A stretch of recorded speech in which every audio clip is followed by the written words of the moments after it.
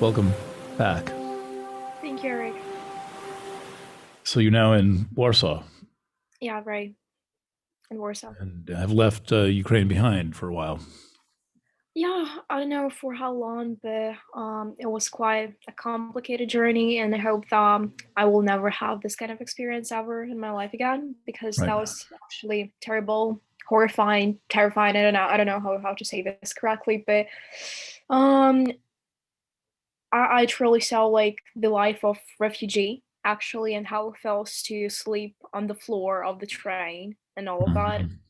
and just help people. I've been also volunteering for some several hours helping other kids like to get on the train because the queue was really terrible, and some people have been standing there like in live for 3 days, and it was just almost impossible to um live there. Like literally they lived in the train station just to get like through the Polish border. That was terrible. So yes, can we go back to the beginning? Of You course. were innocently going to film school Mm-hmm. in Kiev, living there. You had an apartment. You had your little new cosmopolitan life. Right. You Oh, sorry. There's then something wrong with the connection. okay, Can you hold on. please? Can you please? Let me switch networks Mhm. here. I'm going to go to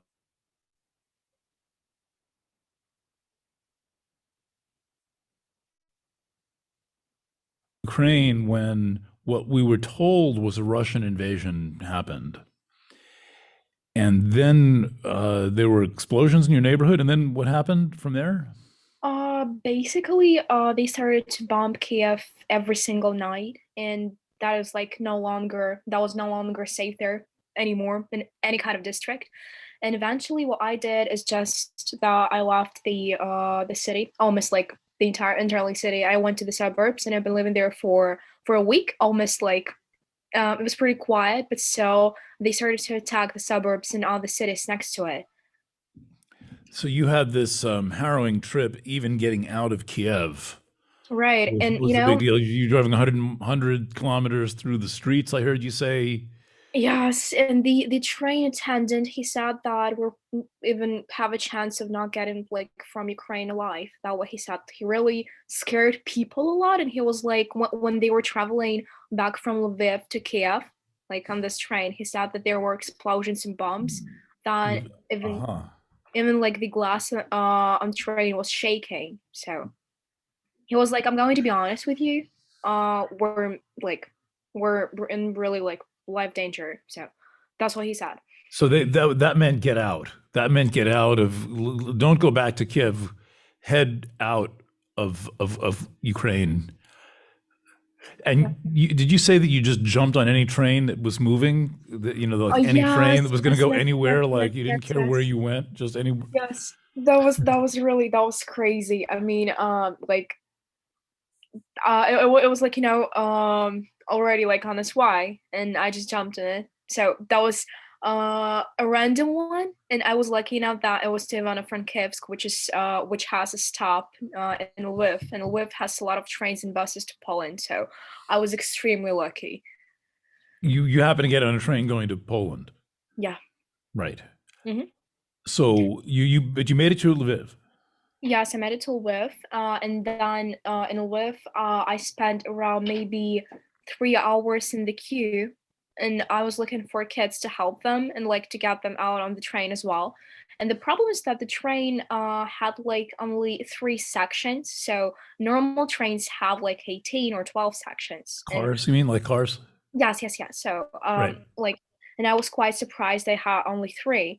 And when I asked volunteer, like, if there's going to be a train to Przemysl, that's like one of the Polish cities that I need to go in because my siblings, like, not siblings, but my friends, so wanted to meet me there. And he was like, all six trains were canceled, and we have only one today to Poland. Right. And people were like, there were maybe 400 people there. Like, do you remember the video that I sent you, like, when I was standing in that queue? So Hmm. there were a lot of people. So and they didn't make it because they were just standing there, and I did, luckily. You managed to get it on the train. Yes, yes. Right. And then you don't end up in Krakow, you end up in Warsaw somehow. Yeah, that's another story because I was planning to go to Przemysl, and then Przemysl my friend had to pick me up, but I realized that the train is going to another city, like it's called like Helm.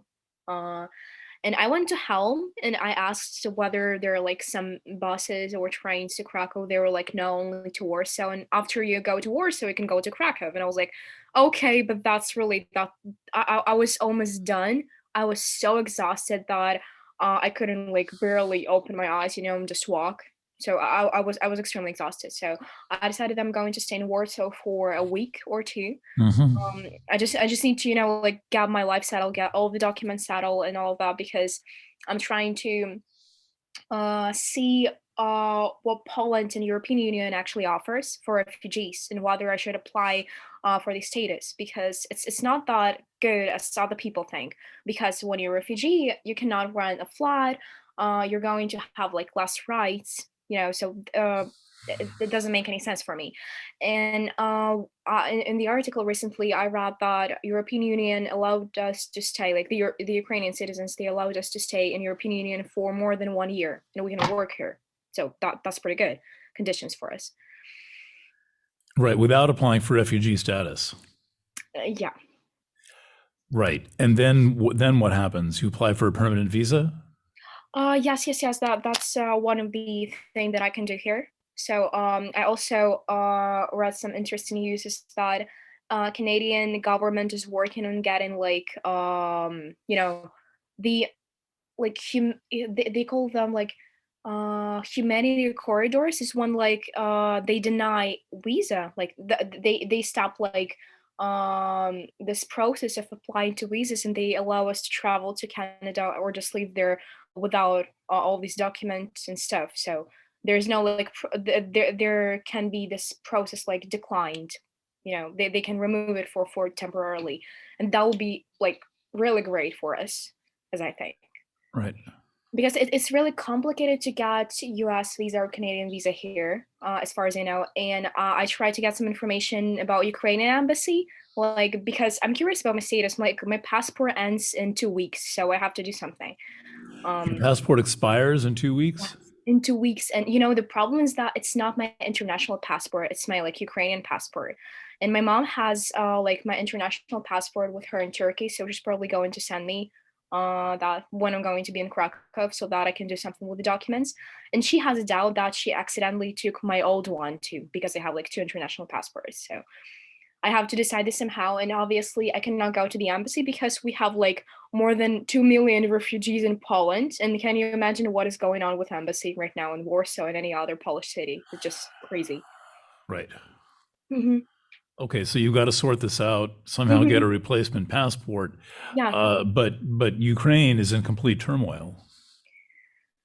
Right. I don't even know if I'm going to return back to Ukraine and if there's like any sense. Of course, I do have like my home there, my stuff, but what I see just scares me because they bomb cities every day even more, and it's not normal. Like almost all of my friends and relatives, siblings, left the country. So I have only Mhm. several people out there who will provide me with information, and even the ones who told me like that we're going to stay in Ukraine like till the end, they left because they were so terrified. Yeah. And in the city where my grandmother lived for several years, she has some information that they're like Russian soldiers and occupants. They're like knocking to the doors and checking whether there's someone. They're checking documents. They're doing like mm, they're rewriting the population of this village. That's what's going on. So What part of the country is this in? it's near Zaporozhye, around like 50 kilometers. So I would say it's not like the suburbs of Zaporozhye, but pretty close to it. Right. Yeah. And they're sure these are Russian soldiers Yes. Yes. checking on Ukrainian people. Um, because they have the like the red stripes like on their arms, and these are how the Russian occupants look. So, and obviously they say that they're Russian. Mhm. Right. So there's some, let's say there are other narratives that people I trust are putting together based on numerous ground reports uh, Right. that in some ways reverse the whole scenario. Have you heard this yet? That Yeah, it yeah, may yeah. be I did. completely the opposite of what we were being told, and even what you are being told when you're there. Right. What have you heard about that? Well, I heard that some people in Ukraine, they're not being like, mm, um how should I say, they're not going against Russian occupants anymore. So they're starting to agree with this whole point of the Putin like war operation. That's what terrifies me, because we're slowly losing this um like character of Ukraine, mainly because people just ran away. These are, and it seems to me that these were just only wars that were going to stay with Ukraine till the end. People are starting to forget what they said like a week ago. That's the issue.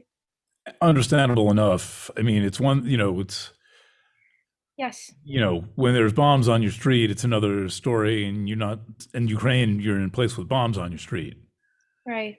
wherever it might be. So like I never was like the like positive about that. I want to be like, well, I want to live under the Russian flag or something. I was always standing with Ukraine, but I wasn't like patriotic enough. And Mhm. I have lost a lot of networks, honestly, after I left to Poland. So people started to mock me a lot because of my actions, that I'm not like not supportive enough. But I said, like, I apologized and said that, I mean, I love my home, but I care about people who I support, and I want to save my life first. That's Hmm. what I said, because I think it's Hmm. fair enough. Hmm. No, you don't owe anyone anything, especially Ukraine, Right. That's what I right? think too. I mean, you've just turned 18. You get to make choices when you turn Mhm. 18. You get to make decisions, and in some ways, this decision was made for you, but you've endured this journey, and now you got to figure it out, for yourself. Yes. But honestly, I became like more happy here, and I like the way people in Poland support us, because I was honestly, I never like kind of emotional person, but when I saw like Polish people on the border, like the way they were helping, I was crying, because that was like Hmm. such, heartwarming action towards us. They were like feeding Hmm. us with soup and tea, and that was like, this is what like true like broad the nation means to Hmm. us. That Hmm. that was that was such a great feeling. I don't know. I know, and I was like crying and smiling at the same time. I was like, thank you so much for everything you do. Yep. So that was amazing, really, and that was the first time when I felt like truly safe. That, but because I have these like syndrome of phantom sirens. Like I hear sirens all the time, but they're not happening. And some of my friends experiencing the same thing, and I'm getting scared when when I hear like the plane flying over. And that's not really good, honestly. So I'm Hmm. dealing with this also. You could have it a lot worse. I mean, you weren't injured. Your windows weren't blown in. You Right. you were not arrested. You don't have your ears ringing from an Hmm. explosion Yes. 100 feet away. You didn't see people getting blown up. But I'll tell you, there's a lot of questions about what's actually happening. Hmm. Zelensky apparently has given out automatic weapons. Yes, he did. And when I was driving to the train station, I mean, I wasn't driving, but my friend picked me up. I was terrified with the amount of armor and weapons, because people who look like thieves and murderers, they were just with this AK-47, and I was like, no, no, no, no, no, no, you gotta be kidding me. These are not people who are going to protect us. These Hmm. are like robbers. So Hmm. And Yeah, gangs. There's gangs. There's yes, genuine hoodlums. it's scary. And I don't know if you saw this movie, like the Purge. Um, so it's like the U.S. trilogy, that the film in U.S. and there is like one night in a year when you can legally kill people and do like I've heard the of this. murder, yeah, murder and stuff. So that's what I saw in Ukraine. And when we were driving like on the highway, I felt like I was like in a movie like World War Z or something like that, Hmm. you know, like Hmm. apocalypse. I was so scared, and like the sky was gray and all the helicopters and stuff. And on the radio, there was like breaking news, like we have like occupants like in this district of Kiev. And I was like, no, that's scary. There's got to be Anne. It's crazy. Mm-hmm. Yeah, I mean, and in a way, it's so old-fashioned. I mean, it's like got a World War II feeling to it. Yes. And there's a lot of things that don't make sense. To me, Putin occupying Ukraine never made sense. But one of the things that you said that indicated that there may be some, let's say, um, I'm not sure how to say this, but in any event, Zelensky not being such a good guy is we were trying to figure out where the mines came from in Mm-hmm. Kiev Mm-hmm. when there were no Russian soldiers, and you're saying there are landmines, and I'm thinking, wait, come on. Yeah, there's. You say, yes, there's landmines. I'm like, okay, and I'm just being a journalist saying, well, where do you think they came from? Like, who maybe put them there? Have you seen any Russian soldiers? Well, no, I haven't. Hmm. It's also about the, like, I don't know how to say this correctly in English, but in Russia we call, not in Russia, in Ukraine we call them like diversants. These are like the occupants that are pretend to be Ukrainian for some time. And we have plenty of Russian people in Ukraine who are like hiding. And on the Polish border, I also saw like some men try illegally cross the border, and they had the Russian passports. And I was so scared. I thought that people are going to kill them, because now if you're going to show your like Russian passport, you're literally going to threaten your life. So, I mean, we have a lot of people in Ukraine who want to change the entire government and the parliament and all of that. So, um, I think like that these are not Russian soldiers. I think these were people, it even could be Ukrainian, because Hmm. you can have terrorists of any nation in your country. So because Ukraine is not like 100% protected. Hmm. Well, it's a big underworld country. It is so war torn and so shaken by one so-called revolution after the Right. next. Chernobyl was devastating, Hmm. and that injury is still there.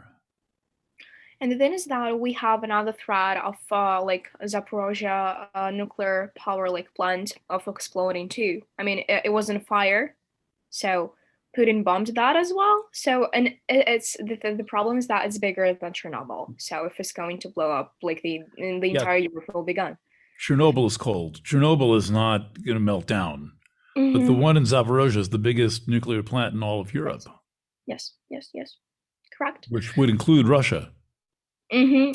It would include like Russia, Poland, Ukraine, and like some part of Germany and France. So it actually depends on the wind, but it can cover the entire world eventually. Yeah, So yeah, yeah, yeah. We all got Chernobyl radiation, yes, and it does not take much to have an effect. So, well, besides, I'm so happy that you're in a safe place and you'll figure out your bureaucratic boondoggle. yep, I hope so. And I hope things settle down enough that your family can go back to your apartment. I mean, your family owns your apartment. You don't.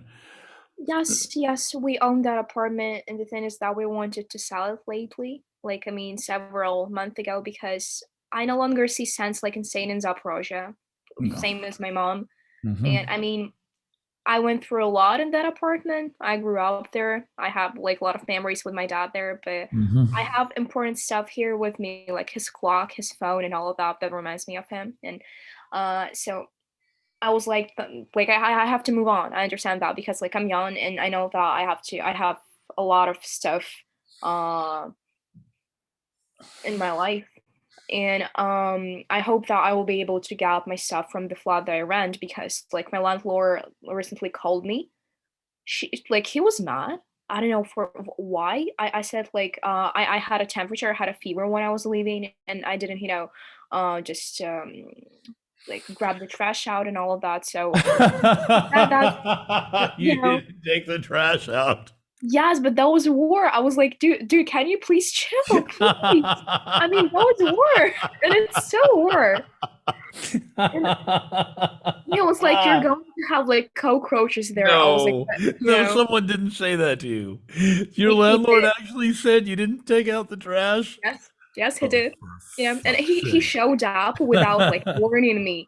I said to him that I'm leaving the country, and he didn't warn me that he's going like to visit the apartment, and he just did that in order to, like to cut off the electricity and all of that, just for the safety purposes. But I was like, I have my stuff there, and like in normal world, people should like warn if you're going to like attend the flat like visit or something. So I was quite mad about that. But anyway, my contract will end in May. So, but I told him that I'm not going to pay for the flat, because it's really extremely expensive for me, like $500 per month Right, without bills. So I don't know what he's going to do with my stuff. So right. Okay, well, minor issue in the scheme of things. mhm, Good. Okay, well, thank you for checking in. of course. So you can process this and we can broadcast it as a Zoom video, right? We can just link right to it. We can link right to it on Zoom without a password. Can you set that up, please? Yeah, I think so. I will. I can get the audio and I can get the video. I'll get the audio. I've got that. Uh-huh. So Okay. I'd just like to be able to link to the video.